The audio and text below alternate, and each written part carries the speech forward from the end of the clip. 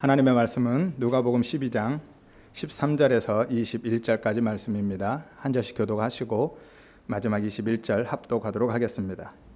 무리 중에 한 사람이 이르되 선생님 내 형을 명하여 유산을 나와 나누게 하소서 하니 이르되 이르 사람아 누가 나를 너희의 재판장이나 물건 나누는 자로 세웠느냐 하시고 그들에게 이르시되 삼가 모든 탐심을 물리치라 사람의 생명이 그 소유에 넉넉한 데 있지 아니하니라 하시고 또 비유로 그들에게 말하여 이르되 한 부자가 그 밭에 소출이 풍성하매 심중에 생각하여 이르되 내가 곡식 쌓아둘 곳이 없으니 어찌할까 하고 또 이르되 내 곡간을 헐고 더 크게 짓고 내 모든 곡식과 물건을 거기 쌓아두리라.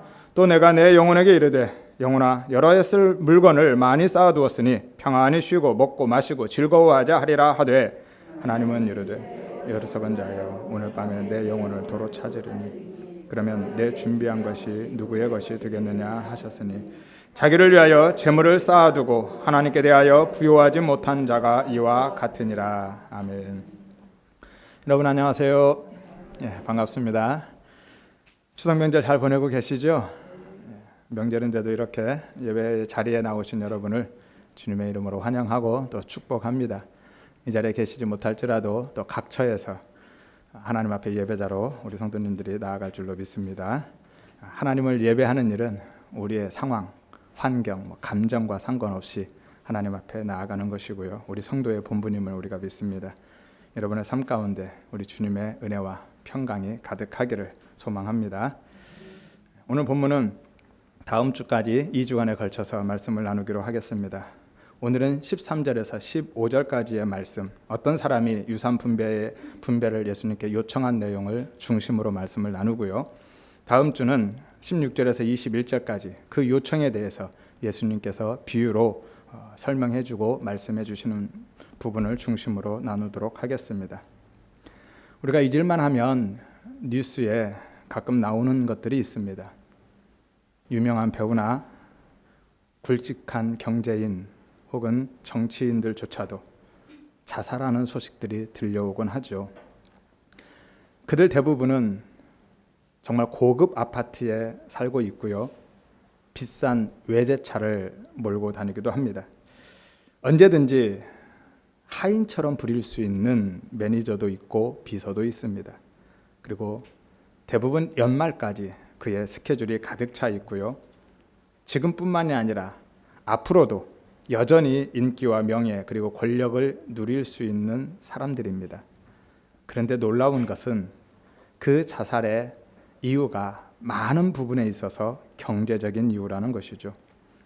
그들은 여전히 일반인들이 상상할 수도 없을 만큼 많은 것들을 가지고 있음에도 불구하고 자신의 생명을 포기한다라는 것입니다. 오늘 본문이 그 이야기를 하고 있는 거예요. 소유와 생명에 관한 이야기입니다. 인간의 소유가 무엇이고 그 소유가 생명과 어떤 관계가 있는지 진짜 생명이 무엇인지에 대해서 말씀해 주고 계신 것이죠. 본문은 어떤 사람의 요청으로 시작합니다. 13절에 무리 중에 한 사람이 이르되 선생님 내 형을 명하여 유산을 나와 나누게 하소서라고 요청하죠. 당시에는 아버지가 말이나 글로 특별한 유언을 남기지 않았을 경우에 법에 따라서 유산을 분배하게 되어 있습니다.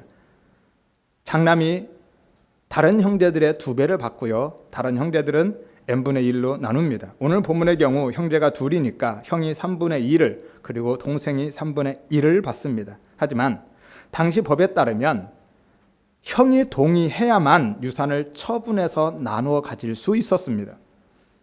유산이 현금 자산일 경우에는 큰 문제가 되지 않을 수 있어요. 하지만 동산일 경우에는 형이 동의해야 처분할 수 있습니다. 형의 동의가 반드시 필요한 거예요.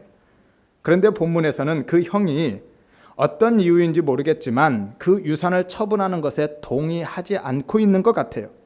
그래서 동생의 마음이 급해진 겁니다.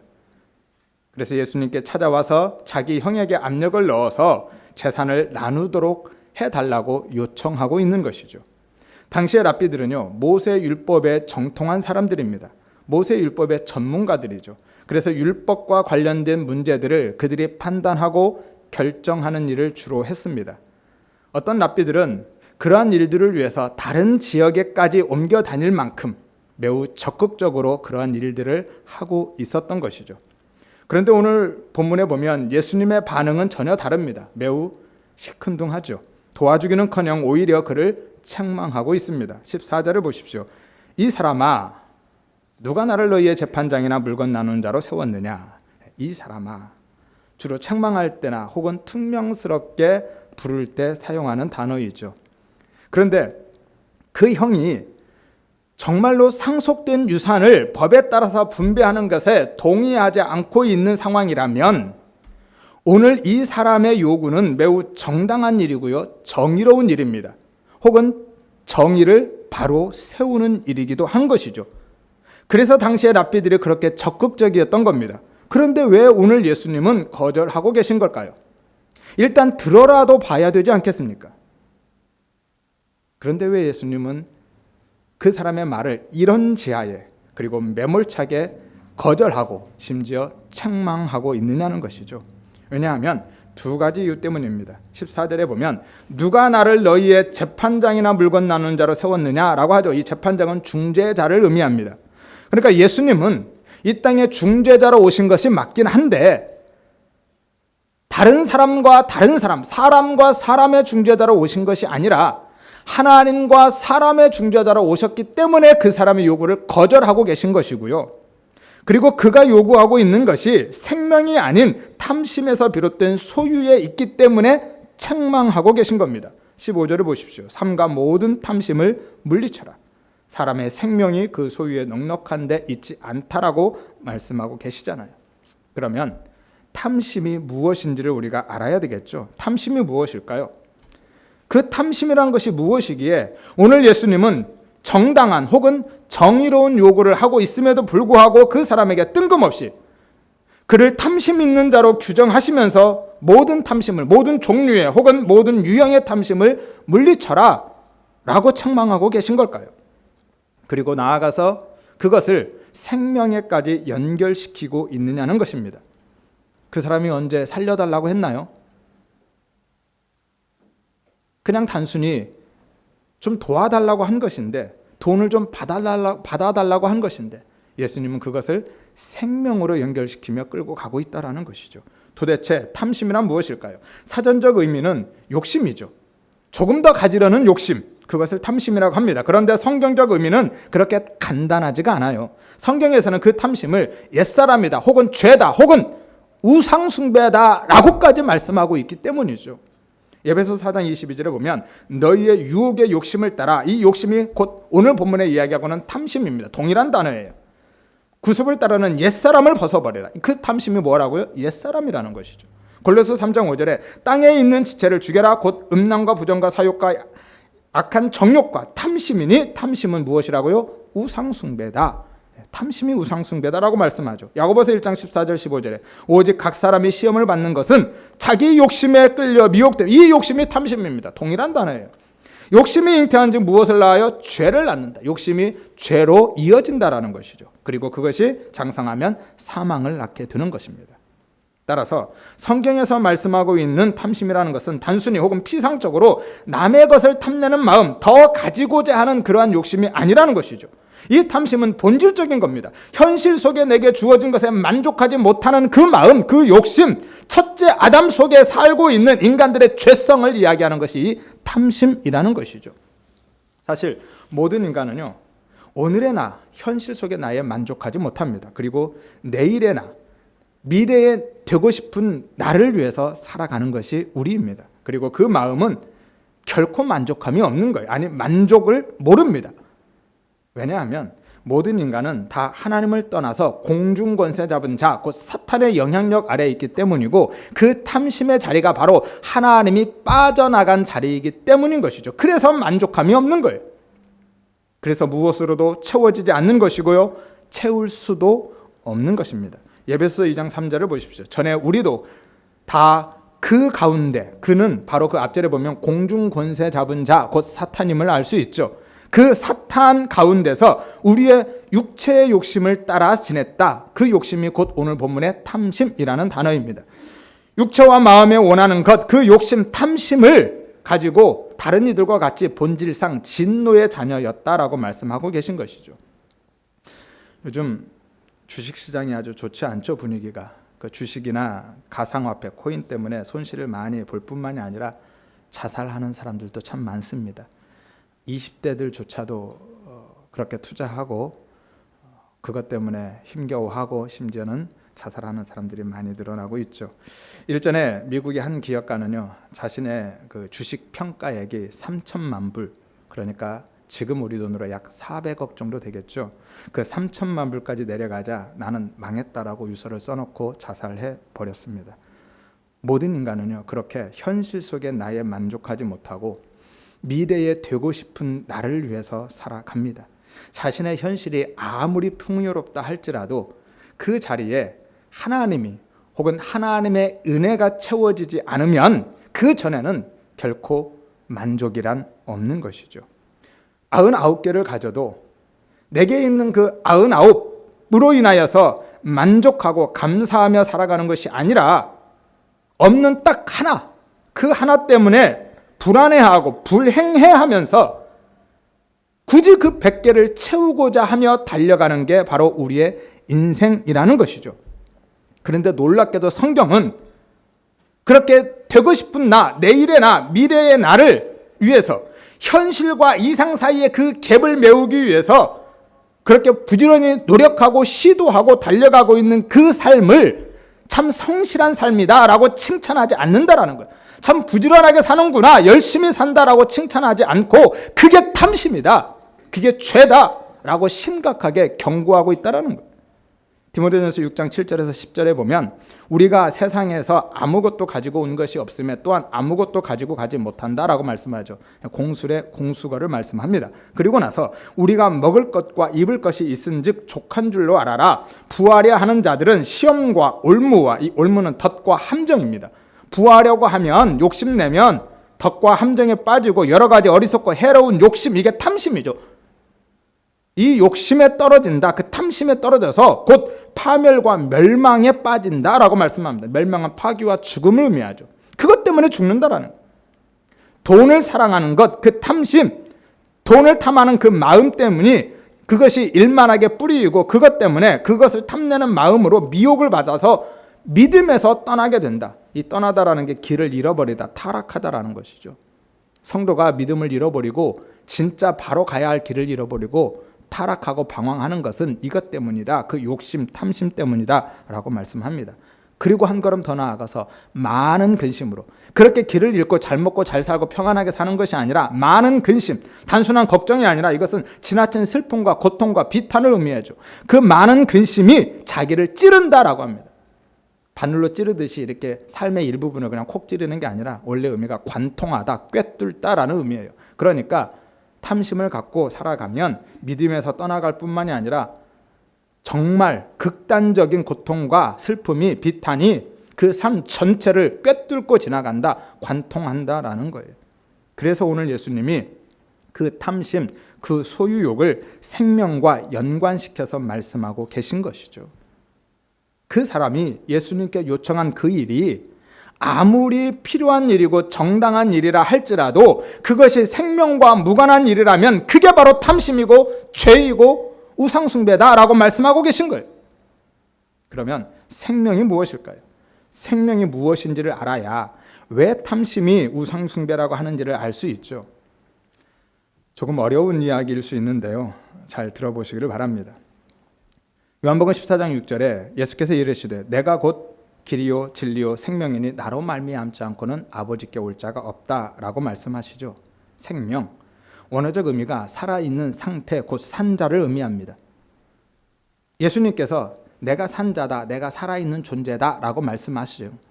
그러니까 나만 생명이 있다, 나에게만 생명이 있다, 나만 살아있는 자다라고 말씀하고 계신 거예요. 그러니까 나 외에 다른 사람은 생명이 있다 없다? 없다. 나 외에 다른 사람은 살아있는 자가 아니라 생명이 없는 자, 죽은 자다라고 예수님이 말씀하고 계신 거예요. 요한복음 1장 1절에서 5절에 보면 태초에 말씀이 계셨는데 그 말씀이 하나님과 함께 계셨고 그 말씀이 곧 누구라고요? 하나님이시다. 그리고 그 안에 생명이 있다. 이 생명이 사람들의 빛이다라고 말씀하죠. 태초에 말씀이 있었는데 그 말씀이 누구시라고요? 하나님. 근데 그 하나님이 누구셔요? 예수님이시잖아요. 14절을 보면 그 말씀이 무엇이 되었어요? 육신이 되어서 우리 가운데 오셨다라고 말씀하죠. 예. 그 말씀이 곧 예수님인 거예요. 그러니까 그 생명이 예수님입니다. 그런데 그 생명이 어디에 있어요? 그 안에 생명이 있다라고 말씀하잖아요. 그 안에만 생명이 있습니다. 예수님께만 생명이 있는 거예요. 사람들은요, 원래부터 생명을 가진 존재가 아니었어요.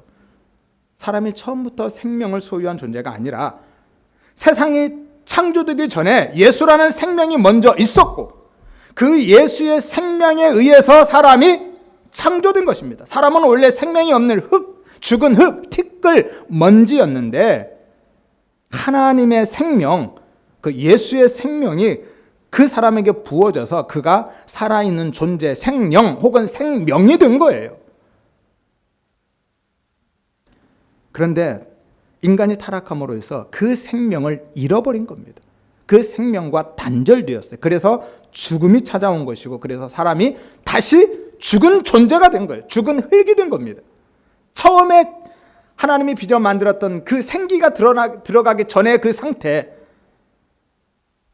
죽은 흙이 됐고 티끌이 되어버린 것이죠. 창세기 2장 17절에 선악을 알게 하는 나무의 열매는 먹지 말아라. 네가 먹는 날은 어떻게 된다고요? 반드시 죽을 것이다. 무트, 죽고 또 죽는다라는 말씀이죠. 네가 그것 먹으면 죽고 또 죽을 것이다. 반복해서 사용한다라는 것은 강조하고 있는 것이고 확정되어졌다라는 거예요. 그것 먹으면 너 죽어. 하나님과 단절을 의미하죠. 따라서 하나님과 단절된 그 예수의 생명과 단절된 사람은, 예수를 믿지 않는 사람은 생명이 없는 자인 거예요. 아무리 호흡을 하고 있어도 이미 죽은 자인 겁니다. 그래서 동물과 다름이 없는 거예요. 이것을 성경에서는 네페쉬라고 합니다. 그냥 호흡하고 있는 생물 혹은 동물을 의미하죠. 단순히 호흡이 있는 상태인 거예요. 그래서 예수의 생명과 연합되어야만 진짜 살아있는 존재, 생명이 됨을 믿으시기를 바랍니다. 이것을 구원이라고 하는 거예요. 그래서 예수 믿기 전에 우리는 이미 죽은 존재들이었던 것이죠. 에베소 2장 1절에 그는 허물과 죄로 죽었던 너희를, 골로새 2장 13절에 범죄와 육체의 무할례로 죽었던 너희를 하나님이 그와 함께 살리셨다라고 말씀하죠. 예수 믿기 전에 그의 생명이 우리 안에 없었기 때문에 우리는 그렇게 죽은 존재로 살아가고 있었고 그 위에 예수의 생명이 부어져서 생명, 살아있는 존재가 된 것입니다. 이것이 구원이라니까요. 원래 우리 모두가 그렇게 죽은 존재들이었습니다. 호흡하고 있다고, 숨 쉬고 있다고 살아있는 존재가 아니에요. 따라서 죽은 존재가 가지고 있는 그 소유, 죽은 존재가 추구하고 있는 그 가치가 무엇이겠느냐는 것, 그것은 아무것도 아닙니다. 이것이 인본주의고 그냥 휴머니즘이에요. 사람들은, 세상은 인본주의가, 휴머니즘이 최고의 선인 것처럼 이야기하고 있지만 성경은 그것은 다 죽은 것이다, 아무 의미도 가치도 없다라고 말씀하고 계신 거예요. 예수의 생명이 없어도 살아있는 것 자체가 가치가 있는 것처럼 그들은 이야기하고 있지만 예수의 생명이 없으면 아무 의미도 가치도 없다라고 성경은 말씀하고 계십니다. 죽은 존재, 그 시체가 가지고 있는 것, 죽은 사람에게 많은 것을 함께 넣어서 매장하기도 하죠. 그가 평소에 가지고 있었던 것들. 그게 그에게 무슨 의미가 있습니까? 그에게 무슨 가치가 있는 거예요?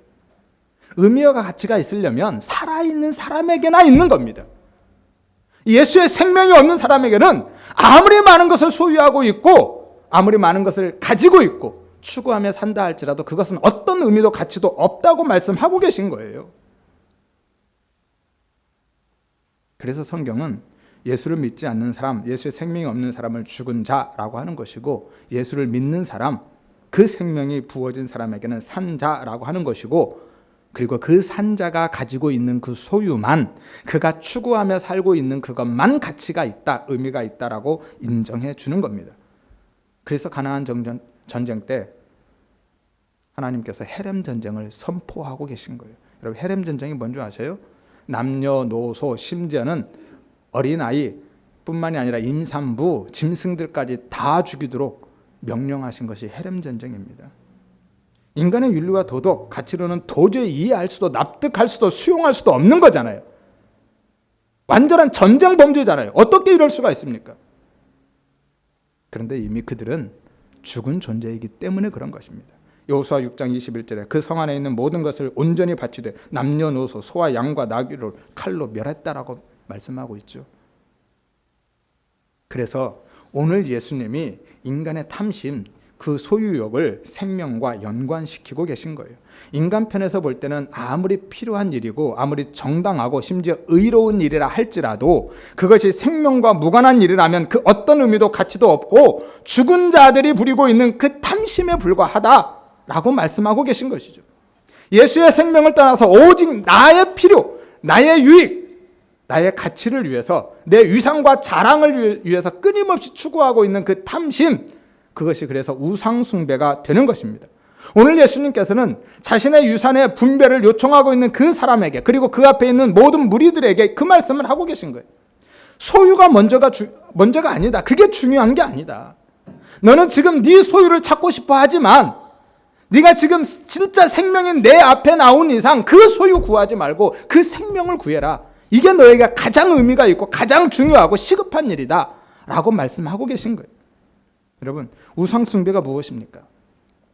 우상숭배의 본질은요, 다른 신을 섬기는 것이 아닙니다. 우리는 다른 신을 섬기면 그게 우상숭배라고 하는데요, 사실은 그 본질은 자기 자신을 섬기는 것이 우상숭배입니다.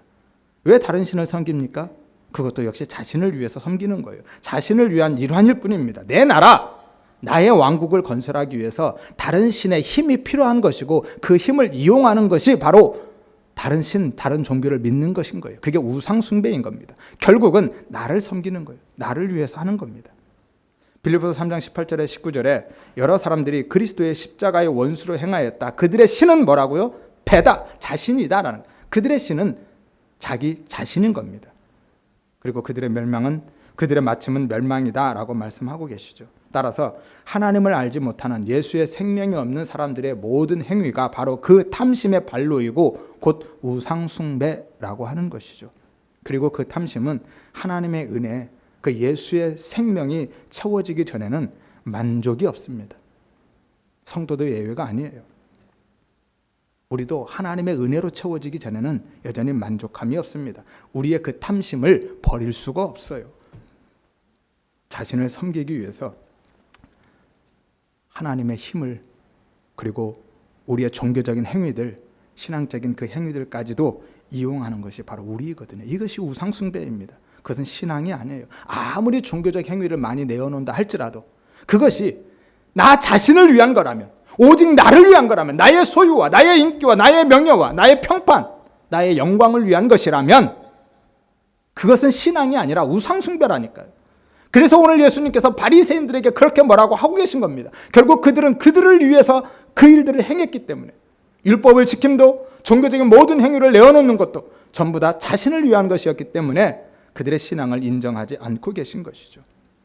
야고보서 4장을 보십시오. 거기에 보면 인간의 탐심을 고발하는 내용들이 나와 있습니다. 인간의 탐심이 왜 우상숭배인지를 잘 설명해 주고 계셔요. 야고보서 4장 13절에서 16절을 한번 찾아보시기를 바랍니다. 너희 중에 말하기를 오늘이나 내일이나 우리가 어떤 도시에 가서 거기서 1년을 머물며 장사를 하여 이익을 보리라 하는 자들아, 내일 일을 너희가 알지 못하는도다. 너희의 생명이 무엇이냐? 너희는 잠깐 보이다가 없어지는 안개니라. 너희가 도리어 말하기를 주의 뜻이면 우리가 살기도 하고 이것이나 저것을 하리라 하거늘 이제도 너희가 허탄한 자랑을 하니 그러나 그러한 자랑은 다 뭐라고요? 악한 것이다 라고 말씀하죠. 여러분, 무슨 말씀입니까? 이 세상은 다 헛되고 세상은 안개처럼 무상하니까, 인생은 그런 안개처럼 무상한 거니까 장사하지 말고 이윤도 남기지 말고 대충 살아라, 그런 말씀인가요? 아니죠. 장사를 하거나 이윤을 남기는 것이 잘못이다, 그건 악하다라고 하는 건가요? 그럼 우리 아무 일도 하지 말아야죠. 그 이야기 아닙니다. 허탄한 자랑을 위해서 그것을 계획하고 추구하고 있는 것이 악한 일이다라고 하시는 거예요. 그래서 14절에 그것을 생명이라는 단어와 연결시켜서 경고하고 계신 겁니다. 즉 생명의 의미와 중요성, 그리고 생명을 주관하시는 분에 대한 바른 이해나 믿음 없이 오직 세상적인 가치와 미래에 되고 싶은 나만을 위해서 추구하며 살아가는 것, 그것이 허탄한 자랑이다. 크게 악한 거다라고 말씀하고 계신 거예요. 허탄한 자랑, 그것은 자기의 힘을 믿는 거만하고 공허한 주장, 땅의 것이 영원할 것이라고 믿고 있는 무례하고 공허한 가정이라는 의미예요. 따라서 예수의 생명을 떠나 오직 자신만을 위해 사는 모든 사람들은 자기 자신을 신으로 섬기며 살아갑니다. 이것을 우상숭배라고 한다니까요. 그래서 예수를 믿지 않는 모든 사람들은 다 우상숭배자인 거예요. 자신을 신으로 섬기는, 나는 무교입니다라고 아무리 고집해도 그는 그를 섬기는 우상숭배자인 겁니다. 그리고 그렇게 자신이 신이 되어서 사는 이 세상 나라가 하나님께 완전히 순종하며 살아야 되는 하나님 나라보다 훨씬 좋기 때문에. 왜요? 하나님 나라, 하나님께 순종하여 살려면 내 자신이 부정되어야 되잖아요. 그래서 싫은 겁니다. 그래서 이 세상 나라가 좋은 거예요. 왜? 내가 신이 되니까, 내가 왕이 될 수 있으니까. 내가 신이 되어서, 내가 왕이 되어서 다스리는 이 세상 나라가 하나님께 순종하며 살아야 할, 하나님 앞에서 내 모든 것을 부인하고 부정해야 하는 그러한 하나님 나라보다 훨씬 좋기 때문에 굳이 그들에게는 하나님의 나라가 필요하지 않은 겁니다. 굳이 천국이 필요 없는 것이죠. 심지어는 예수를 믿지 않는 사람뿐만이 아니라 성도들조차도 그렇다라는 겁니다. 있으면 좋고 없으면 말고, 천국이 있으면 가야지. 근데 그는 모르는 일이고 죽어봐야 알고, 지금 내게 중요한 것은 당장 이 땅에서 먹고 마시고 잘 사는 것, 모든 것을 풍요롭게 누리는 것이 중요해 라는 것이죠. 천국이 있으면 덤으로 받고 덤으로 받는 그런 증정품이나 사은품처럼 생각하는 것입니다. 보이지 않으니까 별 관심을 두지 않습니다. 천국이 있다고 믿고 있는 우리조차도 솔직히 한번 생각해 보십시오. 정말 천국을 얼마나 인식하며 살아가고 있는지, 정말 그 천국을 얼마나 소망하며 살아가고 있는지, 그 천국을 얼마나 기대하며 살아가고 있는지를 한번 진지하게 고민해 보십시오.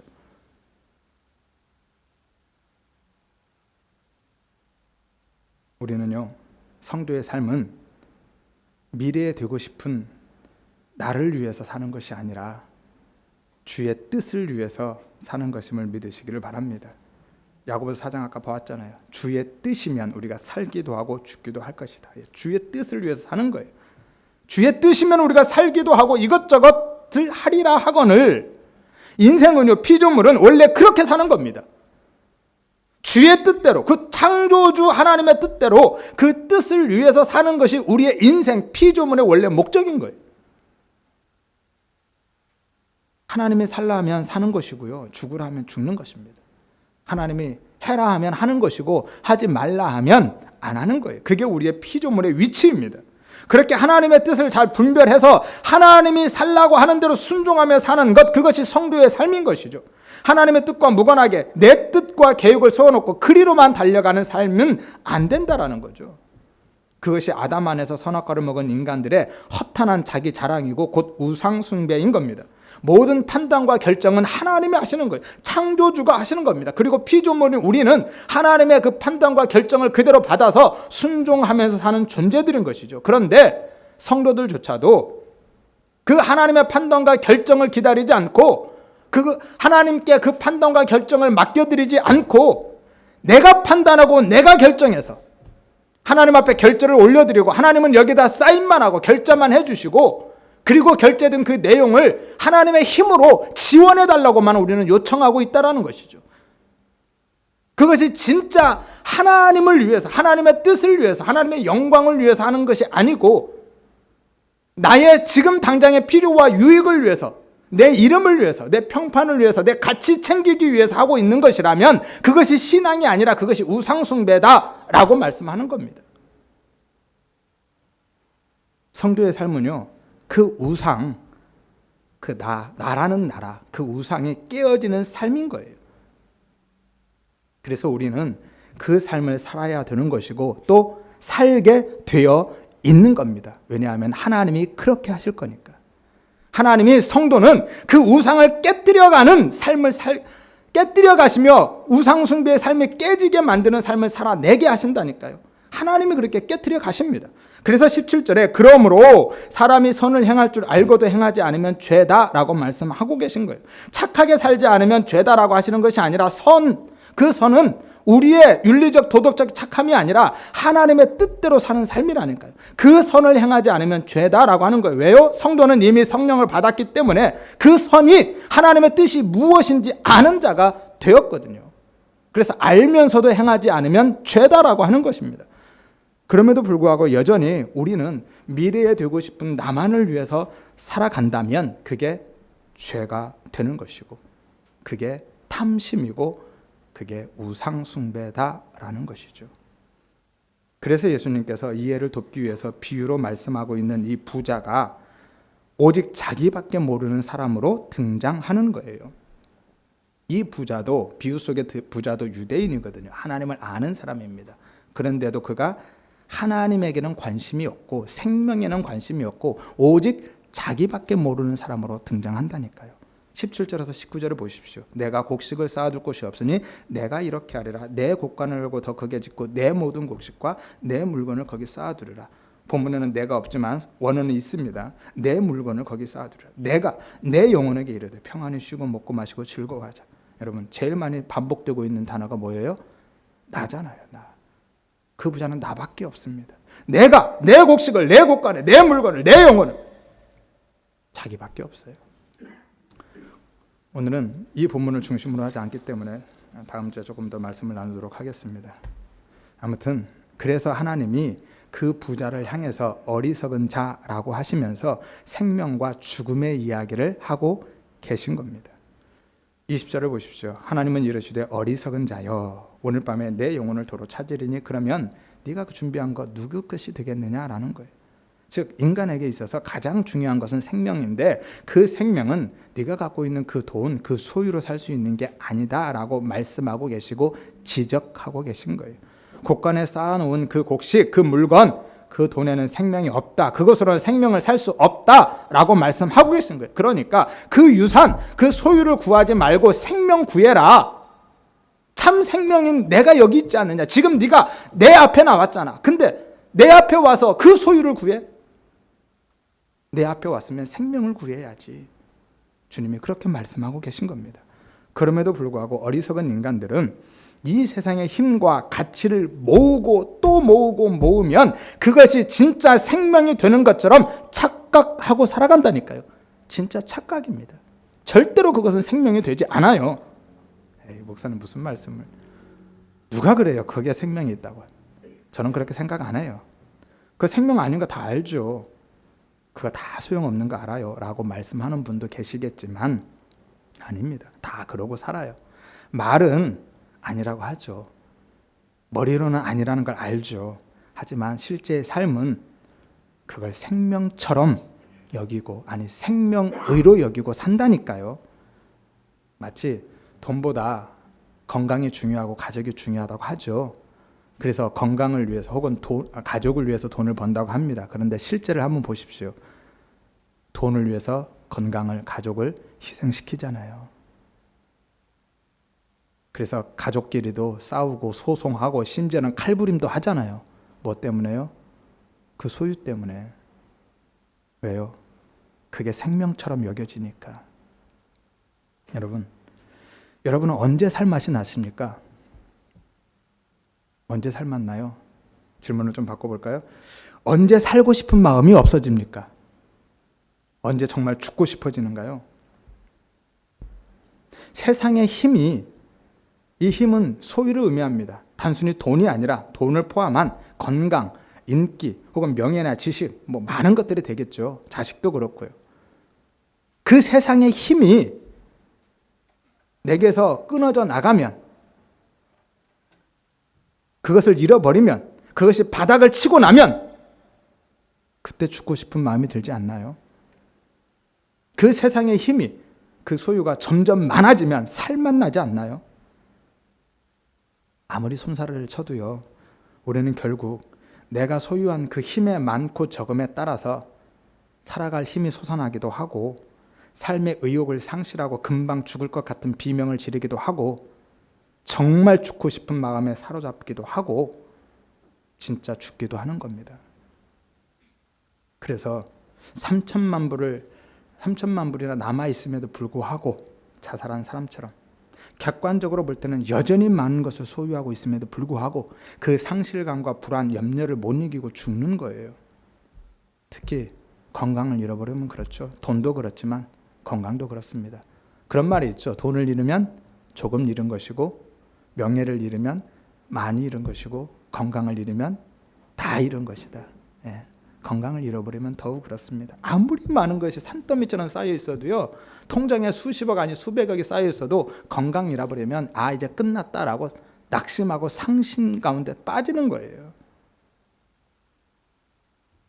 삶의 의욕을 다 잃어버립니다. 이것이 바로 우리가 그것을 생명으로 여기고 있다라는 증거라니까요. 그 소유를 향한 그 욕구가 곧 탐심이고요. 그 소유가 자신의 생명으로 여겨지기 때문에 목숨 걸고 그것을 붙들고 있는 거예요. 그것을 다른 말로 섬긴다, 우상숭배다라고 하는 거예요. 그것이 탐심이고 우상숭배입니다. 그래서 오늘 예수님이 15절에 탐심을 물리쳐라. 사람의 생명이 소유에 넉넉한 데 있지 않다고 하신 겁니다. 사람의 생명이 소유에 넉넉한 데 있지 않다라고 말씀하신 것은 다른 뒤집어 보면 사람들이 그 소유의 넉넉함을 생명처럼 여기고 산다라는 것을 말씀하고 계신 거잖아요. 오늘 예수님 앞에 나온 그 사람에게 혹은 그 앞에 있는 모든 무리들에게 이 말씀하고 계신 거예요. 그래서 돈을 한순간에 잃어버리면 자살하고 배우자나 자식이 죽으면 따라 죽는 일들이 있는 겁니다. 그것들을 생명처럼 여기기 때문에 진짜 생명이 아닌 가짜인데 사탄이 세상이 우리를 속이고 있는 것이고 우리가 속고 있는 건데도 불구하고 그게 생명처럼 여겨진다니까. 아니 생명이 되었다니까 이미. 여러분 가슴에 손을 얹고 솔직하게 한번 대답해 보십시오. 지금 내 마음, 내 인생을 장악하고 통제하고 있는 것이 무엇인지. 결국 돈 아닙니까?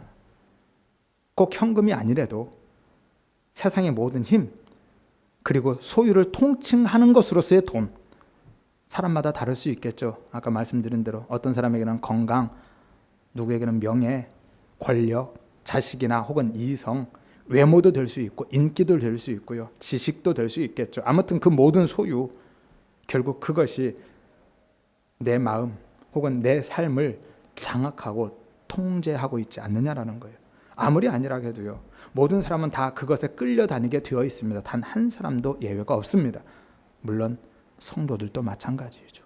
저도 그렇습니다. 그런 상태로 살아가고 있는 우리에게 하나님의 그 은혜로 뚫고 들어오신 거예요.